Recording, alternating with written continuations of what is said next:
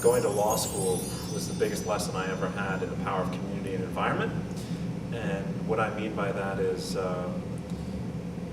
I went into law school knowing that I had a sense of who I was. I had a practice. I was grounded, and I knew what I needed to do in order to take care of myself.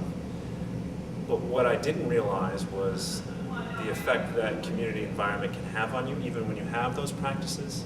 And you can't sustain a practice of being attentive and aware and open and compassionate by yourself if the environment is not conducive to it. And first year law school was not. It was competitive, it was combative, it was a lot of stress, and people constantly living by projecting into the future about what things were going to be like, which meant, sacrificing things in the present, like not getting enough sleep, not having enough to eat, not taking care of yourself.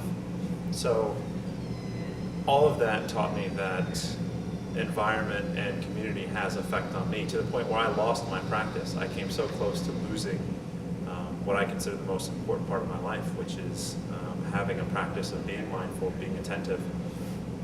And I lost it for a while, and it was only through the university group here, the community that meets on Fridays, that I was able to reconnect with that, and that was my anchor. That's what brought me back and reconnected me to my original practice, what I care so much about. And so community to me is collective intelligence, it's collective support, it's collective compassion, it's all of those positive traits that we aspire that the community brings out in us individually and collectively. And if we're in an environment where we start discovering that what's coming out is not beneficial either to our mind or our body or whatever it is, then that's a pretty good sign that the community that you're in isn't beneficial.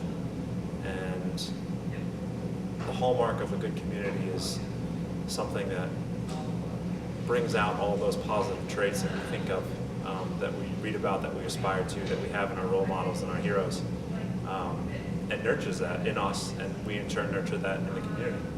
And I think that's the hallmark of a really good community.